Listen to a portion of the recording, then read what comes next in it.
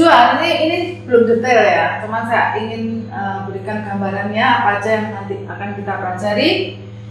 Nanti bapak-bapak juga akan dipandu untuk menentukan tujuan secara pribadi, kemudian menentukan tujuan bersama keluarga, disinkronkan supaya enak kalau kita kerja itu sama-sama didukung sama keluarga. Kemudian kita juga saya akan ajarkan juga untuk mencari motifnya, alasannya kenapa, kemudian menemukan juga motivasinya untuk menyemangati kita dalam trading, karena perjalanan kita nggak akan mudah. Nah di sini ya, di motivasi ini yang paling sering saya pakai untuk saya bisa melangkah sampai saya sampai di hari ini ya. Yang memberikan motivasi saya ini adalah anak-anak dan cucu-cucu saya. Jadi gini, perusahaan Super Mega Profit ini kan didirikan di tahun 2011.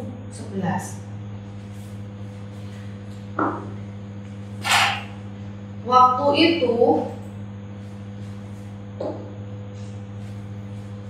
terpaksa ya, mendirikan ini terpaksa. Jadi saya ketika terjun di forex itu kan terpaksa juga karena saya nggak ada pilihan lain. Kalau bapak ini kan bisnis ya, bisnis pribadi apa kerja? Kerja sama orang berarti.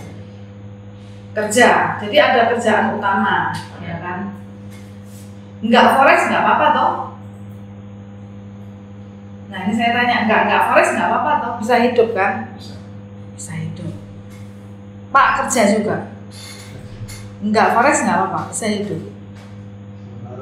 Nggak bisa pas gitu. Sekarang nggak bisa, saya bingung. Ya apa gitu loh. Saya sementara bisa, tapi cari berikutnya juga. Sementara bisa, tapi udah jujur lanjut ya Pak? Nggak suka. Dan namanya perusahaan sekarang kan Kerja juga sama orang ya? Oke. Jadi kira-kira mau untuk masa depan ya Pak ya? Iya. Untuk masa depan, bukan untuk senang-senangan sekedar pengen bisa, karena sekarang ini kan lagi musim online. Untuk senang-senang, nah itu harus dicari Pak. Soalnya kalau nggak bisa. Kalau saya dulu nggak ada pilihan lain. Makanya saya sering lihat orang gagal itu karena hanya kepengen nyoba, dia nggak serius. Jadi ketika diajari dia bosan. Pelajaran kayak gini nih bosan loh Pak. Makanya saya keluarin yang namanya robot forex. Dulu saya ngajar trading manual, langsung di ilmunya. Ya, di tahun 2011 ini saya nggak pakai robot. Saya ketemu Pak Bram, kan saudara saya. Saya dulu sering dibujuk sama Pak Bram sebelum trading ini ya. Dia ajak MLM saya terjun. Ya, dirayu-rayu, ayo ikut 7 titik katanya. Saya cemplungin Pak, nggak bisa jalan. Wah, awas ya, saya dendam sama dia. Kok selalu seperti itu terus-terusan ya, Bram ini ya. Akhirnya saya jarang ketemu sama dia. Suatu saat pas saya ke gereja, ada temennya dia bilang sama aku, Bram, Bu, Bram itu sekarang sehari udah bisa 1 juta dapatnya. Lu dari mana? Dari trading. Nah kebetulan saya ini dikasih tahu anak saya waktu itu pernah ikut itu apa namanya apa kan yang dulu kita amanah. Ada yang tahu nggak amanah? Nggak tahu ya. Itu udah lama banget. Itu tahun 2008 2009 amanah. Saya ikut yang namanya amanah. Jadi pertama kali anak saya bilang gini, Ma, ada mah namanya amanah trading. Nanti kapan-kapan kita ini yang jadi anggotanya akan diajarin trading. Apa sih trading itu? Saya bilang, itu cari uang mah. Bisa cepet, nggak tahu kayak apa, nggak ngerti mah. Pokoknya diajarin trading, kan saya dengar trading itu keren. Nah saat itu usaha saya ini jualan baju. Saya punya toko baju di Pasar Atom.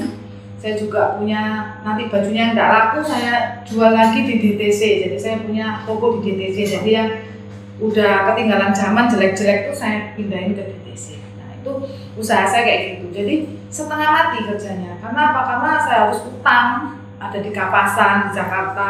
Itu saya hutang 3 bulan, 4 bulan dikasih barang. Tapi harus bayar setelah itu. Nah perputarannya kalau barangnya nggak laku kan saya harus tetap bayar gitu. Sedangkan saya butuh uang banyak, akhirnya saya ikut-ikutkan, nggak saya bayarkan hutangnya, saya ikutkan, dibohongi, nggak bisa bayar hutang lagi, tambah hutang lagi, dibohongi, nggak karu-karuan, akhirnya numpuk, pusing saya. Saya single parent kan, keluar dari rumah, nggak ada harta gono gini waktu pisah sama suami saya, jadi saya 0 orang aja waktu itu. Ya beruntung saya ditolong sama menantu. Jadi saya waktu itu usia sekitar 40 tahunan ya, belum sampai 40 itu udah punya mantu. Nah mantu saya baik karena saya nggak bisa bawa motor, udah kebiasaan naik mobil terus. Jadi nggak punya kaki. Waktu pas keluar dari rumah diminta semua mobilnya. Ya udah tak kasih, saya keluar orang aja. Akhirnya saya nggak bisa kerja karena nggak punya kaki. Dikasih menantu rumah ini tak kreditkan Xenia. Wah sudah senang waktu itu dapat Xenia. Nanti aku yang bayar. Waktu itu kalau nggak salah uang mukanya 70 juta, setiap bulan itu 4 juta. Menantuku tuh yang bayar. Ya baik banget dia tuh. Akhirnya saya punya kan, akhirnya saya bisa ke Pasar Ratu, apa jalan gitu ya untuk usaha saya. Nah tapi suatu saat karena kebohong sana kebohong sini, nah, pusing. Ya itu akhirnya ikut yang namanya amanah itu. Amanah ini trading forex pak, tapi dibikin money game. Ya di sini ada yang pernah ketipu money game nggak? Pak, nggak? Pak, main nggak? Koin-koin? Enggak ya. Masih suci ya. Oke. Jadi kalau mau ngomong money game Pak, saya ini jagonya money game. Makanya sekarang tuh saya bisa mengenali mana aja yang tetap basicnya money game meskipun di model sebagus apa. Kalau basicnya money game saya pasti tercium gitu ya. Karena saya dulu tuh pemain money game. Nah, disitulah amanah itulah yang bikin saya terbuka. Saya akhirnya punya keinginan kayak bapak-bapak di sini. Saya harus bisa sendiri. Saya banyak cerita ya, karena basic saya ini kisah hidup saya ini nanti yang untuk memotivasi. Jadi mohon sabar. Jangan seperti teman-teman yang lain yang langsung pengen menjurus ke ilmunya. Karena ini untuk bekal.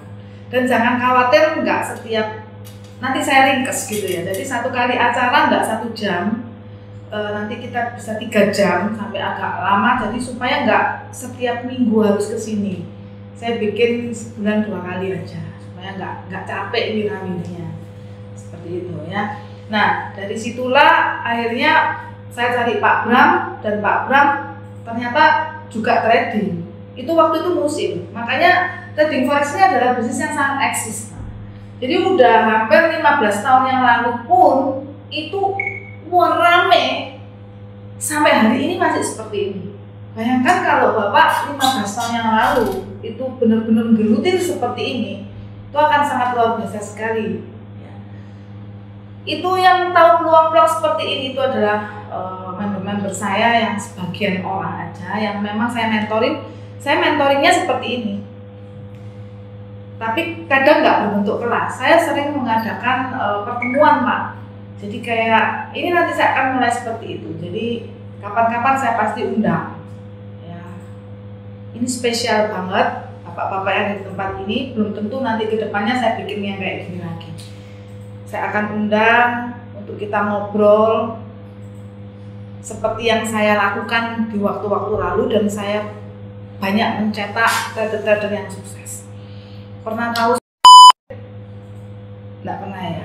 Ada juga itu juga murid saya di waktu yang lalu itu dia nggak bisa sama sekali buka akun aja dia nggak.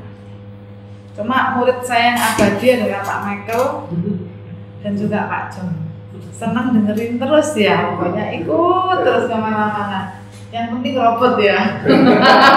Dia pokoknya mau ikut terus tapi tak suruh buka akun sendiri tidak bisa. Bisa Pak Michael? Bingung. Yang penting robot ya. Tidak apa-apa. Belajar juga.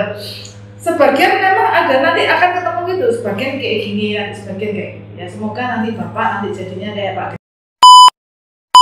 100 miliar Pak udah diterima. Jadinya kayak Pak.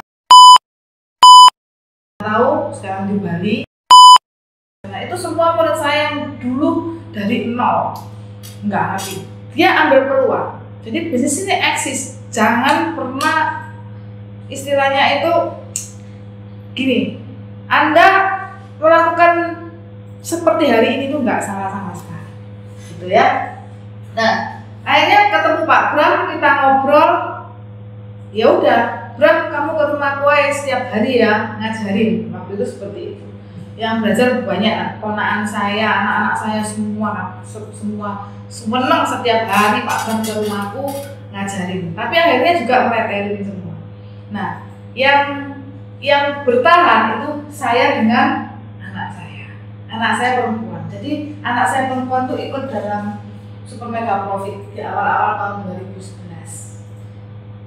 Saya sudah berkali-kali, ini tadi kan saya berbicara mengenai motivasinya. Saya sudah berkali-kali tidak mau meneruskan di trading forex ini. Dari tahun 2011 ini sudah berkali-kali. Tetapi yang memberikan kekuatan sama saya itu anak saya yang perempuan. Kalau anak saya yang laki-laki dua itu tidak senang dan tidak ngurus, pokoknya titip duit tok ke mamanya. Dia tidak senang sama sekali. Sudah pernah ya, yang Andika itu yang anakku yang kedua itu di Jakarta. Itu barengan sama Freddy ya dulu ya. Andika ya. Freddy ini juga sudah lama, 5 tahunan Pak Freddy di sini. Sama Pak Freddy di Jakarta tak suruh bikinin akun orang itu ya. Kamu bagian bikinkan akun orang. Ayo. Tak dorong sama aku, gergetan dia. Orangnya tak bisa. Aduh, orangnya bisa. Akhirnya kamu nggak usah, nggak telaten ya nggak usah. Dia nggak mau. Nah, yang terjun itu justru anakku perempuan sama Pak Bram yang bilang gini sama saya. Kamu bertahanlah, ada aku. Nggak usah stres, nggak usah dipikirin, santai.